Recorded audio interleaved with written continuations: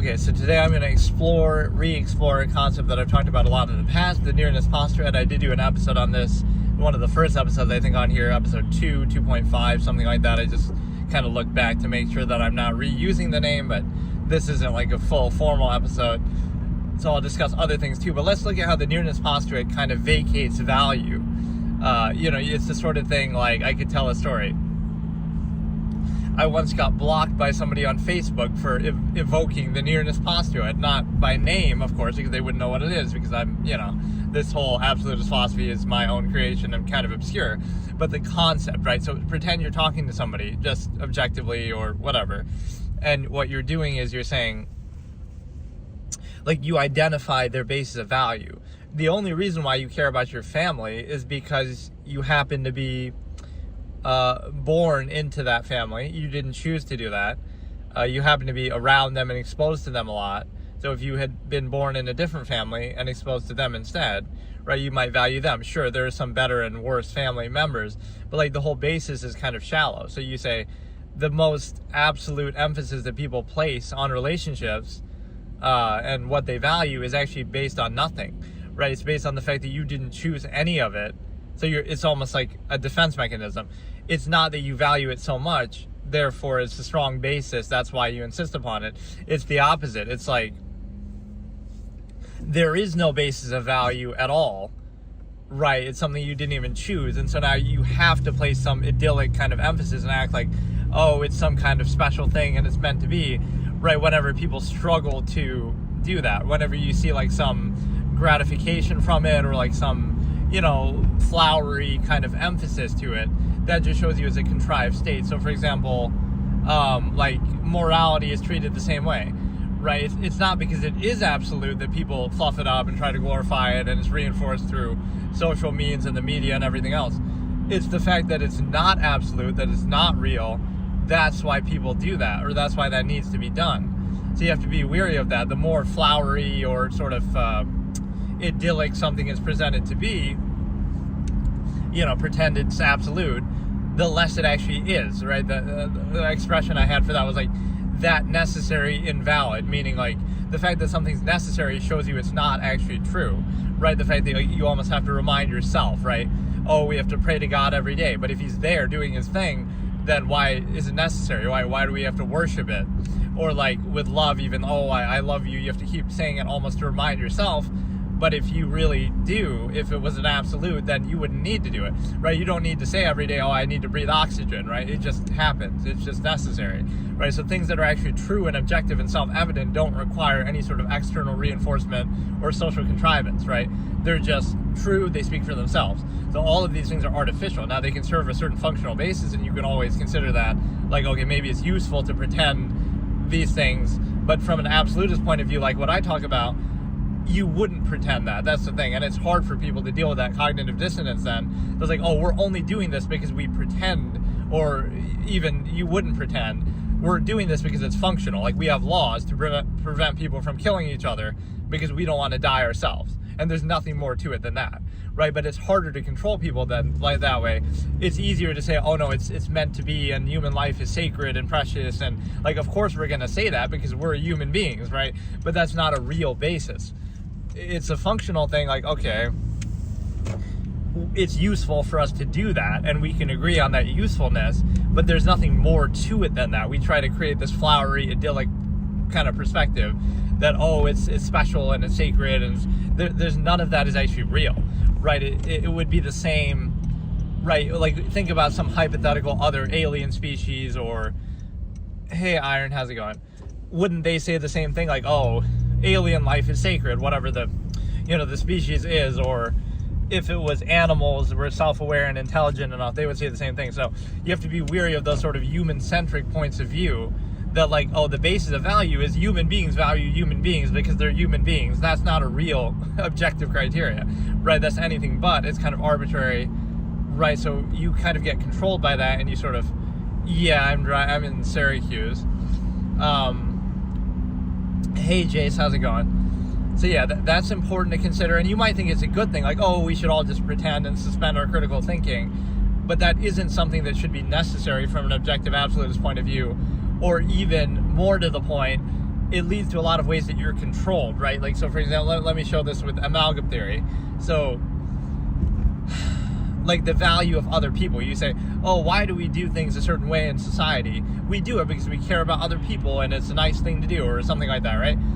But if you really cared about other people, oh, you'd sacrifice 2 meals a day to make sure that somebody halfway across the world isn't starving. Or like it would be unconditional in ways that don't benefit you or don't fit into your lifestyle. It wouldn't be a convenient thing like, oh, it fits into your lifestyle of having modern conveniences and entertainment, escapism, all this kind of stuff, and then you care about people kind of conditionally, what I call the dependent overextended pretense, like it's tied to only within that context, oh yes, we care about other people. You don't truly care about other people unconditionally, absolutely, right, across the board. So that's a farce. So why not just separate the two and say, okay, it's all zero sum, it's all seemingly cynical, but then focus on the result instead of, oh no, like this is what companies do, for example.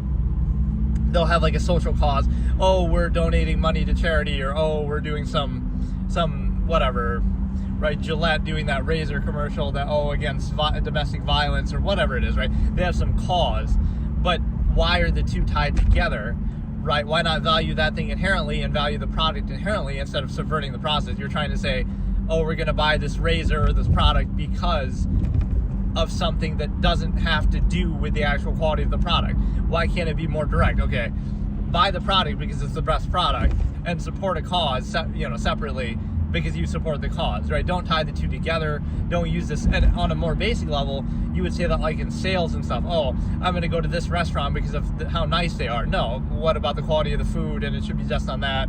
Or like even I'm going to buy a car from this guy because he's nicer, like as opposed to just the quality of the car. So it's kind of a way that distracts and subverts. If you truly value it, what are you talking about? Only caring about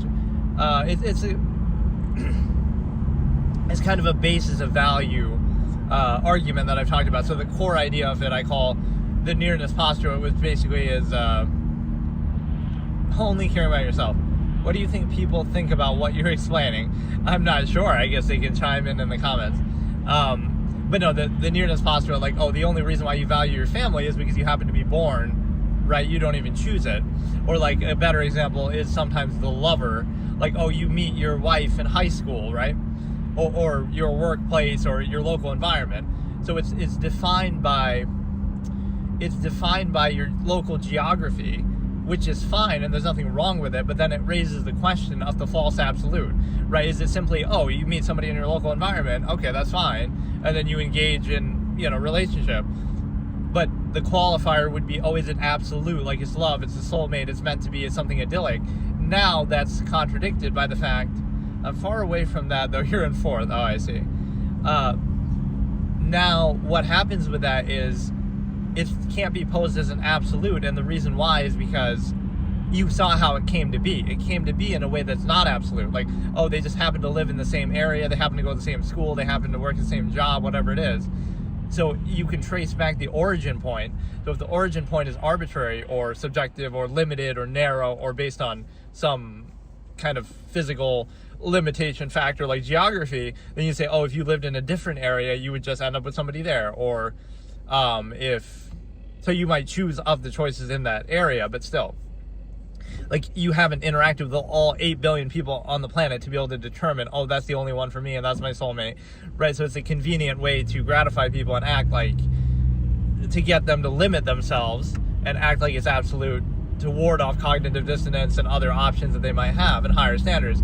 But it's not absolute by its very origin point if held accountable. So now you understand why there's so much conflict of contrivance. Oh, why do so many marriages end in divorce, or why do people cheat? It's not hard to understand that at all, because you're posing a false absolute and then you're trying to struggle to maintain it.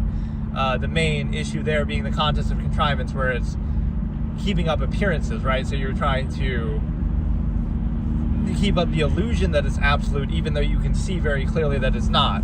And so it's a fault of expectation, right? That you're expecting something that isn't real or isn't possible, really. And so the solution is sometimes, okay, let's censor reality. It's not that it isn't absolute. Let's do it anyway, and let's censor reality, which means let's not be friends with people of the same gender because, oh, we might be attracted to them. So we have to cut out of our lives 4 billion people. Or like I always joke, if you're bisexual, you'd have to cut out all 8 billion people because you could be attracted to anybody, which makes no sense at all. But yeah, you can't have any friends on the planet Earth if you're in a relationship. That's how restrictive it is. So that shows you it's a false absolute.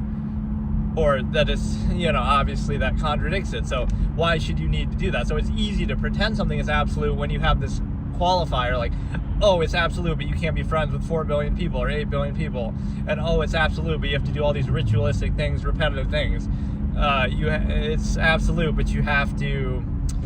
what else do I say about sensory reality? Like, you can't be friends, you can't do the adult film stuff that I talk about, like, oh, that could ruin your marriage. You can't have imagination. You can't, that might ruin it by comparison. So you have to cut all those things out. It's very snowy. Yeah, it's not too bad right now, but we do get a lot of snow. It's very snowy where you live, too. It hasn't snowed yet because it's tomorrow. Do you think... as an adult, do you think adults are still interested in playing in the snow alone? I mean, I personally wouldn't really like that, but some people do, actually, yeah.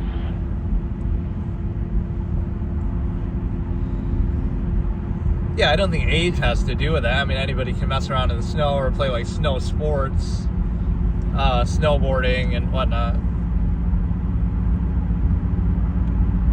Skiing, snowboarding.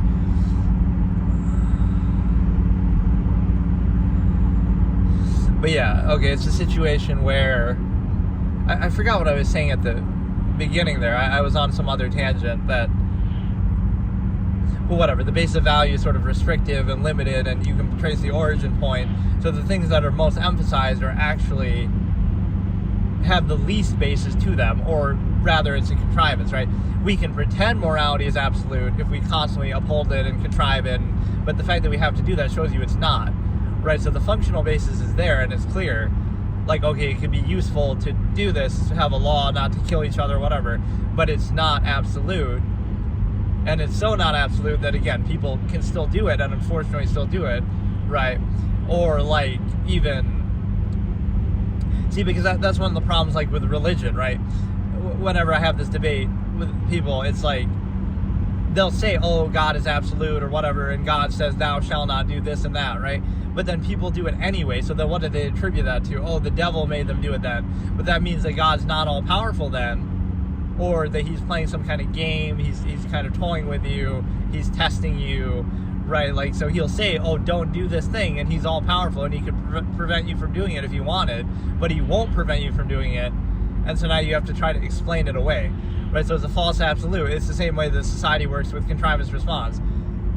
Just curious because adults are busy with work. Oh, yeah. Yeah, but, I mean, they still have hobbies and free time.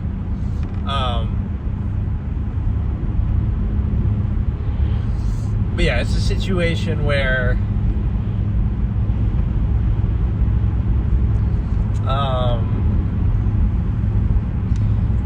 Like it's a tough thing for people to face, but it's basically just that all value is sort of shallow and subjective and performative, so you're kind of upholding the illusion of value, but you could artificially do that with anything, which explains like every empirical power structure throughout history, right? People in every era always thought they were right or doing the exact thing, and so it's malleable, it changes, it's variable, right? So none of it is absolute. It's like when these people say, but like with the religious thing, again, like, oh, God could prevent it from happening, but he doesn't. So does that mean that he's vouching for everything that happens? Because supposedly it's bad. And again, this shows you it's man-made, obviously, the fact that we're just saying everything revolves around us. That's basically what religion and morality are, right? Especially if you treat them as absolute. They're human beings saying that everything revolves around us, and that's how we want it to be. It'd be like saying, oh, the sun revolves around the earth, right? That people throughout history at times believe that. Like, it's just a human-centric, egocentric view, which could be useful, arguably, but it's not true. It's not based in truth or reality. It's just based in our own desire and our own ego. So then if you were to go against it, or at least recognize the objective reality, that'll make you look like the bad guy. Like, oh, don't shoot the messenger. It's like an emperor has no clothes fallacy.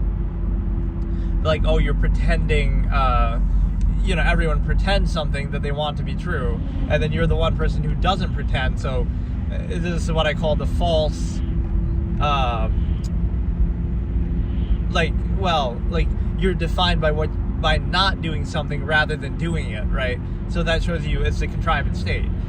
The act of doing something outward is treated as an inherent, a false inherent, like it goes without saying. So the act of simply not doing it is outward, which shows you it's not an inherent, genuine thing, right? Everyone does it by default, like some of social contrivance or whatever it is, right?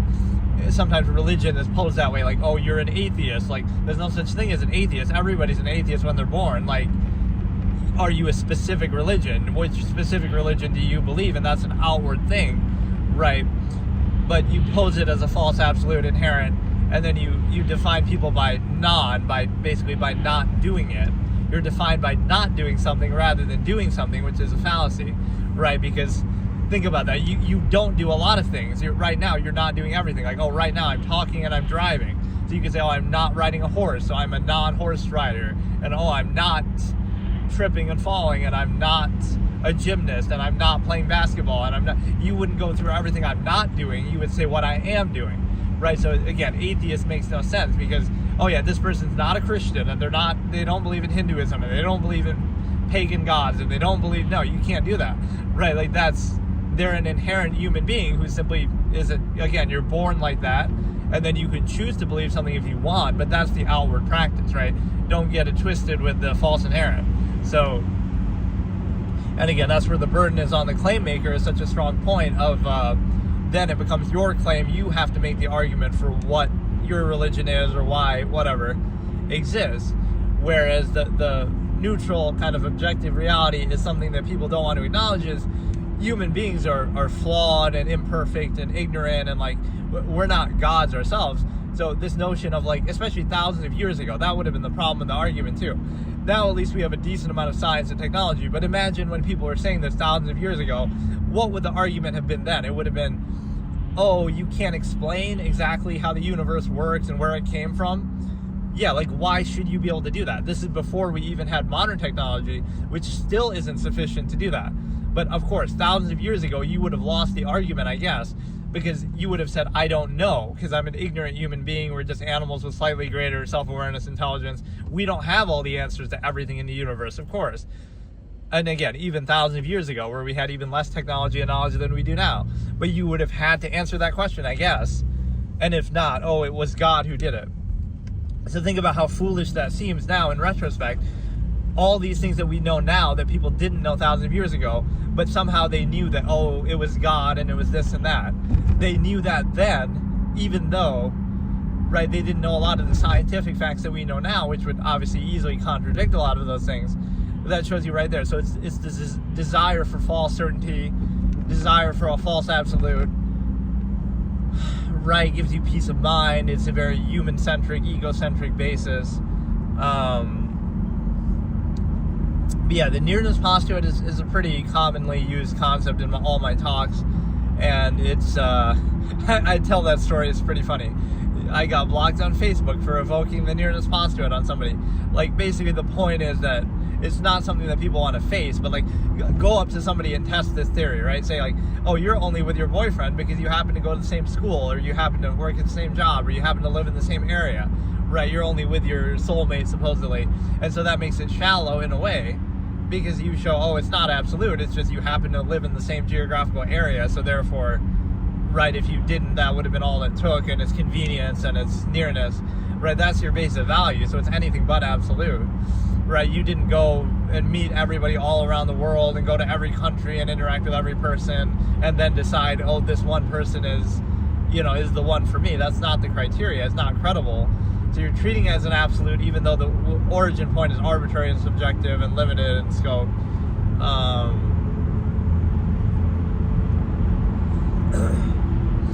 But yeah, what else do we have here? There was one pretty good spike in this stream where it went up to like 37 viewers. That was kind of, usually it'll be like 10, 20 or something, but that was pretty crazy. And again, they promptly all leave, but I don't know exactly how that works either.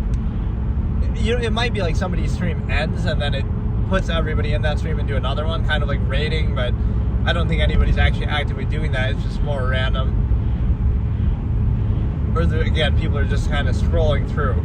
But it's a situation where, what other way can I explain the nearness postulate? It's kind of the reason why certain things are condemned, like online dating or dating sites and stuff.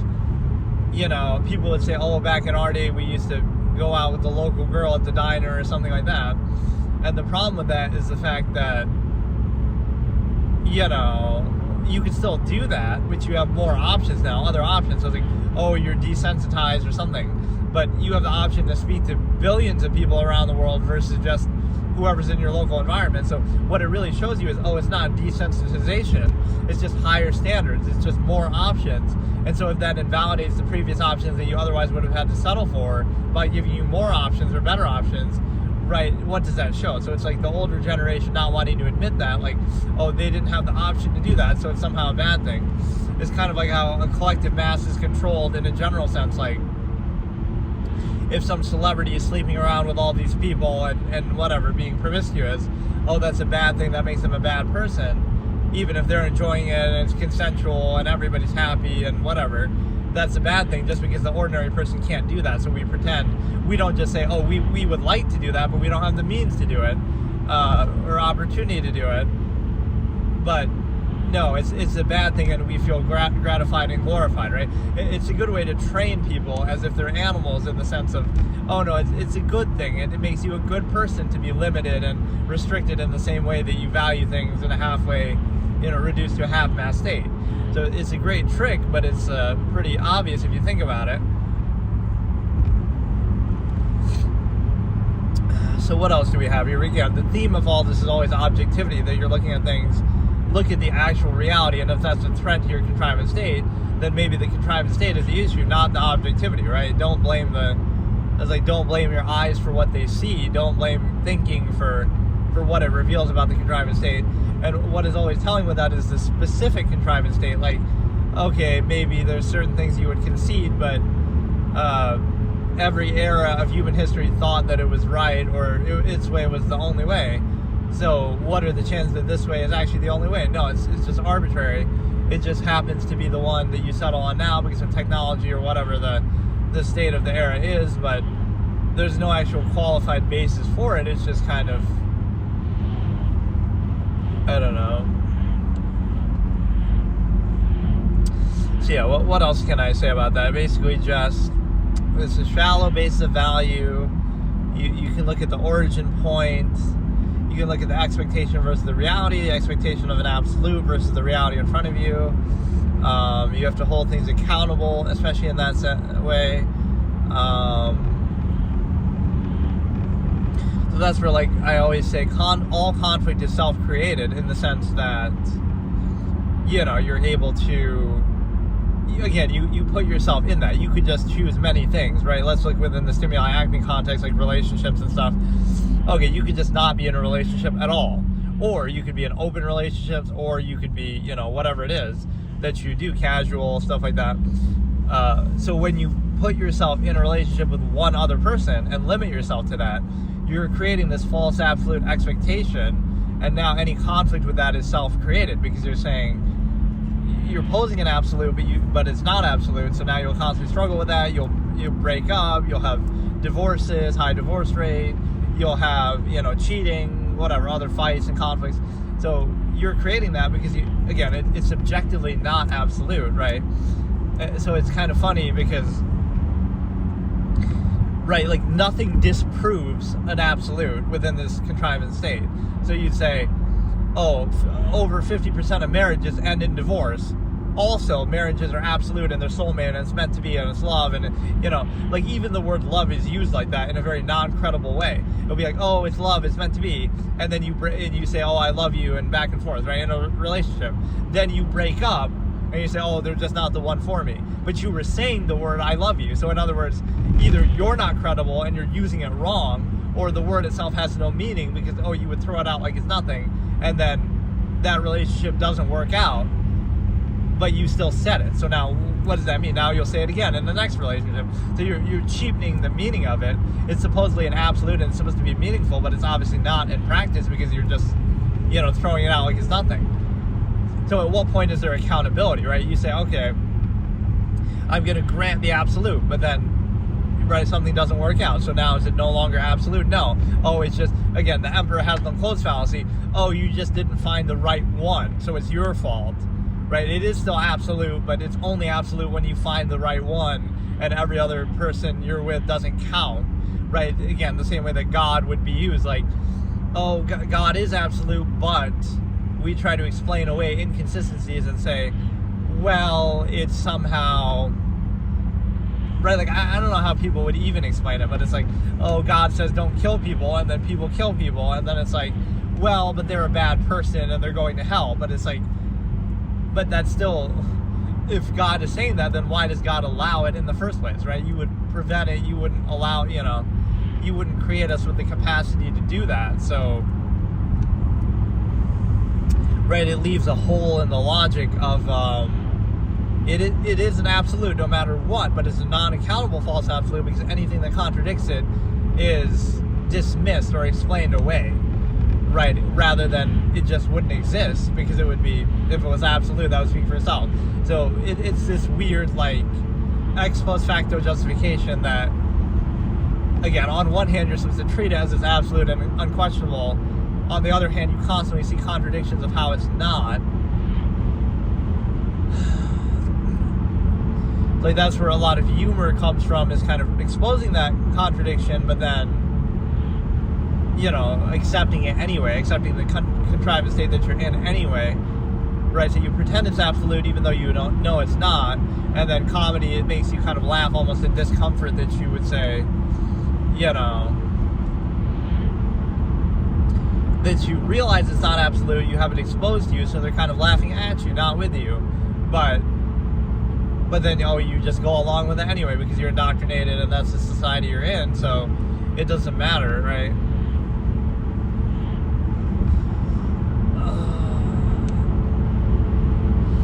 What else do we have here? Basically the fact that value is sort of subjective and it's kind of limited, and it has prerequisites and criteria, or even like this closed structure contrivance idea that I say where, it is absolute, but only from this point of view, only within this framing, only within this carefully prepared artificial kind of structure. So it's like, if you don't believe in something or whatever, you have to be in this exact circumstance, right? You can't question it, and you have to defer to authority figures, and you have to go through indoctrination, and you have to, go through the church or go through whatever, and only after those exact circumstances, right? So whenever you see a structure like that exist, you realize how arbitrary that is, and that's how governments operate, and how every, regime in history has worked. It's like, it's absolute, and then if you question it, you'll get punished or whatever, arrested or something. And so it works the same way in society, like, you'll get ridiculed, or you'll get, ostracized or something. So on a social level, it doesn't mean it's absolute. In fact, it means it's not. The fact that that's necessary.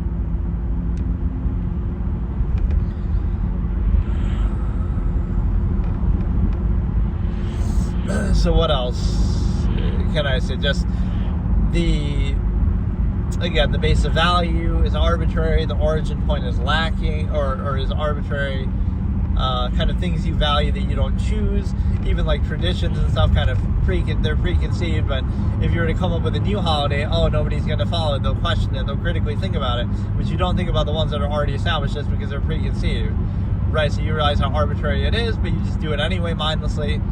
It might seem like validated, but again, it's only from a position of preconceived empirical authority or establishment, which again is interchangeable.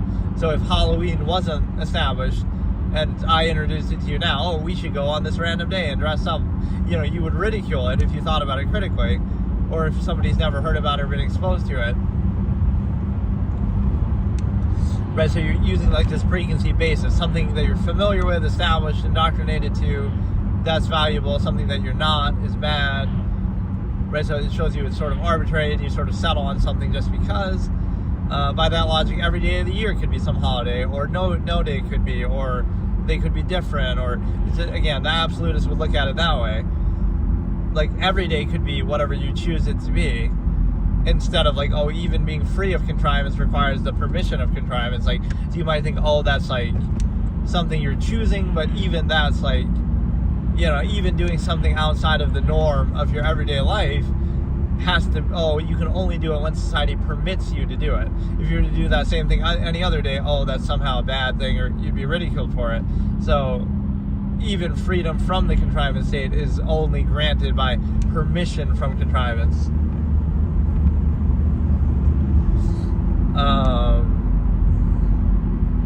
So yeah, we could look at the impurity in the way of thinking that people have. For example, is your way of thinking only a result of your physical state that you're in, right? So the infinite objective mind is limited to your limited physical state to try to cope or to try to defense mechanism or for functional basis.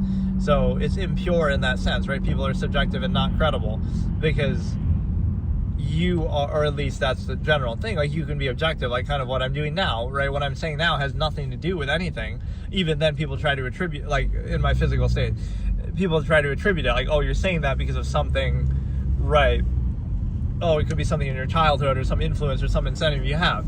But after a while, especially with this kind of topics that I discuss and objective framing, you realize that, oh, you can't really do that because it's the reason why you're objective and you observe something is because you're alive and because you have a brain and because you can think, right? That's the reason why. Like, it's nothing more than that because it's just so intrinsic. It doesn't have to benefit you or anything. It's not about that,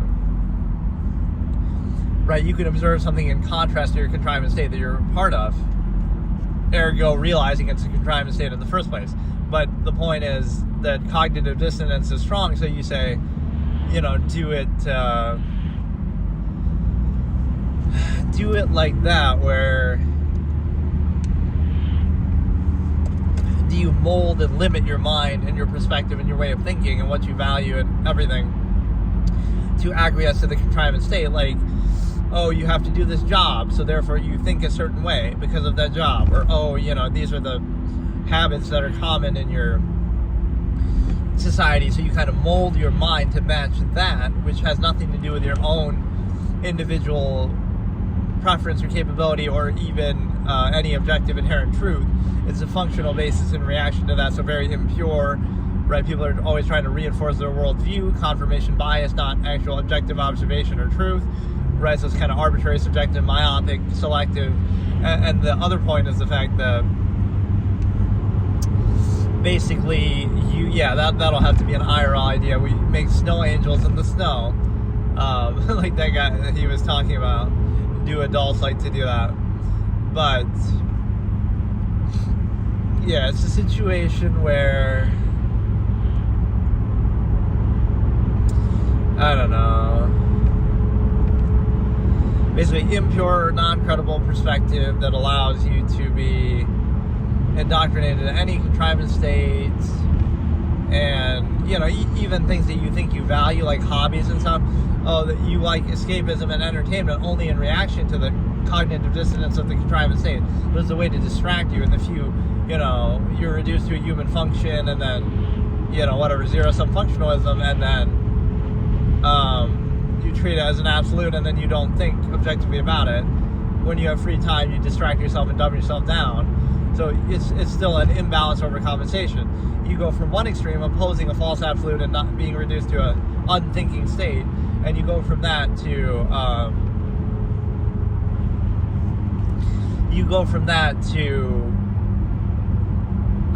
not thinking at any cost, right? Thought is the enemy of contrivance, where it'd be considered negative, like, oh, that's like mental issues, or like that's somehow depression or a bad thing.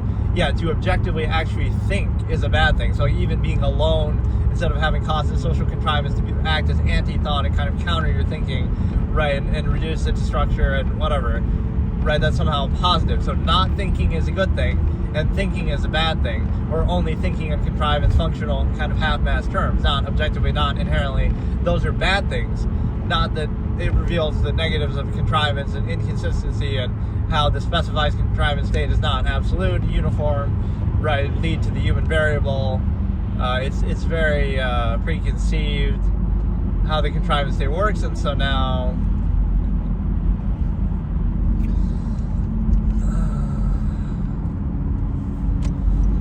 I think I've almost run out of episode ideas in terms of like the numbered episodes of what I was doing.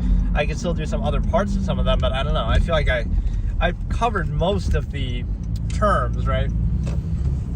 In terms of reviewing them, like at least most of the major terms. I could use still some of my logical razors. I'll have to go back and look at my own recreation stuff, but basically a lot of this was trying to do it at a surface level to say like, okay, at least I have like a catalog now to refer to of my old, a lot of these old logical razors and quotes and discussions that I had in the past, right? It gives me like a reference point for them. Instead, before I would just say them, but like, you know, now I can show like, okay, if you are curious about what this concept means, then you can look at the video right where I talk about it. That was my big mistake, is that I wouldn't save that in the past. I would just kind of do it and that was it. And this YouTube live thing is pretty convenient because it does just auto save them. So even if I'm too lazy to edit or whatever, at least it's uploaded in some form.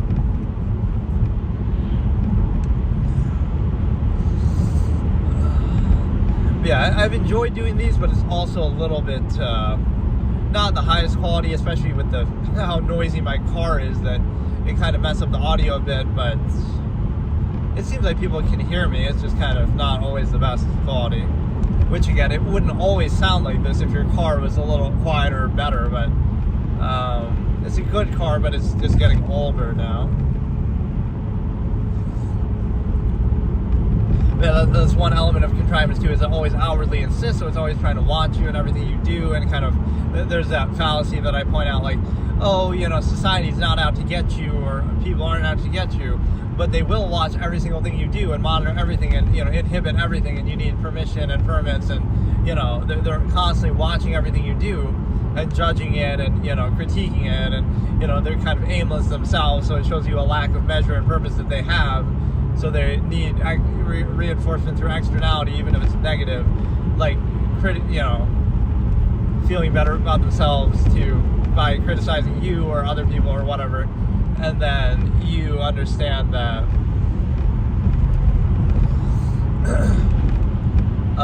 like, so, oh, people aren't out to get you, but they'll watch everything you do and judge and critique and everything, and then also the other side of that was where I ridicule, like, oh, people are good, right? Like saying, you know, pretense positive about human nature or on the individual basis.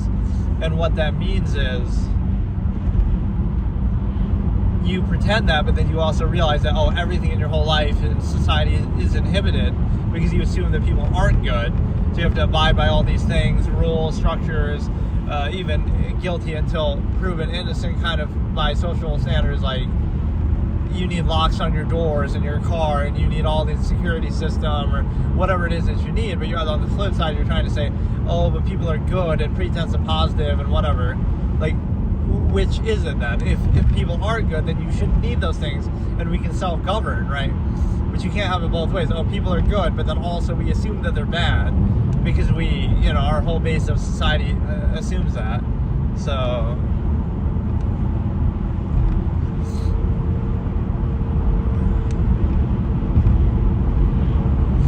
yeah, I should do some other kind of topics too that aren't always to do with this. There are just certain things I want to cover. I'll actually go through one day and like review the names and the titles that I've used, because I think I've covered, honestly, most of the major ones. Right, like let me try to recap it in my head. Like the Nearness Postulate, the stimuli acme, the machination process, without even defining them, the like closed structure contrivance, or contrivance for false inherent contrivance response, or even contrivance itself. You know, contrivance is that which is only real by acknowledgement, only necessary by overextension. So, you know, I have so many of these logical razors, and you might say, oh, somebody could steal them or something, which I don't even necessarily care about. That would just give it more exposure. The trick's on them, right? Like, I don't really care about myself, obviously. Like, I don't do face cam. I try to reject the cult of personality basis behind everything. But that's what it means, is like, right, like, it might not even make sense, though, out of context. Like, the stimuli acme, you'd have to know kind of what I'm talking about. But people, whatever, the same ideas could be espoused, but yeah, stimuli, acme, nearness, postulate, machination process, closed structure contrivance, false inherent contrivance response, inherent man. So inherent man is like the base state of people. Machination process, that's some of technology and an era. You also have the stigma effect, obviously one of our longest episodes possible, where we go from like 9.1, 9.2 to 9.9, right? That many little mini episodes of it. Stigma effect, like human credibility, history versus human credibility, and also I'm trying to remember even, I don't even know what all the episodes I had done are. I did at least like 20 of them on here that were like named specific topic episodes, and then I did some halves as well. Like trauma is nothing more than, you know, having reality exposed to you. I kind of pose that one as more of a question than just a straight up title. And then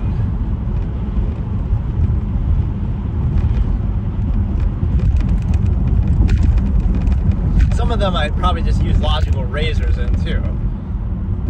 But not just a term, but like a whole thought process to it.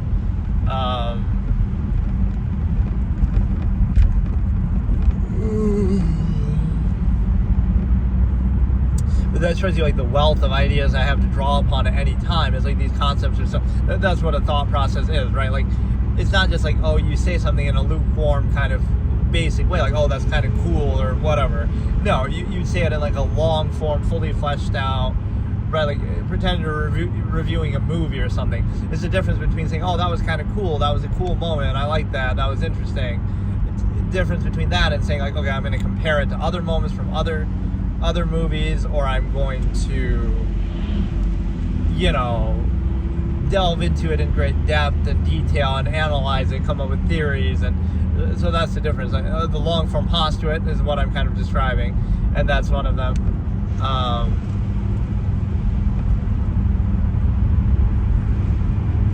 But yeah, I'll try to look through those and kind of see what other titles I want to use here. But the recreation are just kind of like when I don't have like a fixed topic, fixed episode, but I still have something to generally touch on, right? But they're kind of more open-ended, which is sometimes how those episodes go anyway, but I usually have a bit more structure to what I actually want to talk about. Which again, just to be clear, I don't use any scripts for anything ever that I do, right? So all this is off the top of my head, which might seem hard to believe in a way, but these are all things I've discussed in the past at great length, or I've thought about deeply, or I've, you know, again, at most I might have a couple of notes on my phone that I look at, which, oh, you shouldn't do that while driving, whatever.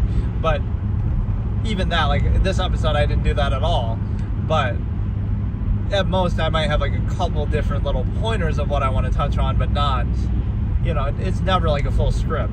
In fact, it's funny, people have said that sometimes in my videos, like, oh, you should have a script, like my Path of Exile 1 or Adventure Quest or something. They're saying like, oh, maybe you should make a script. But that's kind of the style I prefer. It's like more like a stream of consciousness where I'm just sort of reacting, and, you know, I've gotten pretty good at doing that, because back in the past I would be kind of more quiet and I wouldn't talk as much. Right, I kind of just let the content speak for itself and say like a couple line, you know, quips here and there, in a way, as if I'm like a character in the story, like.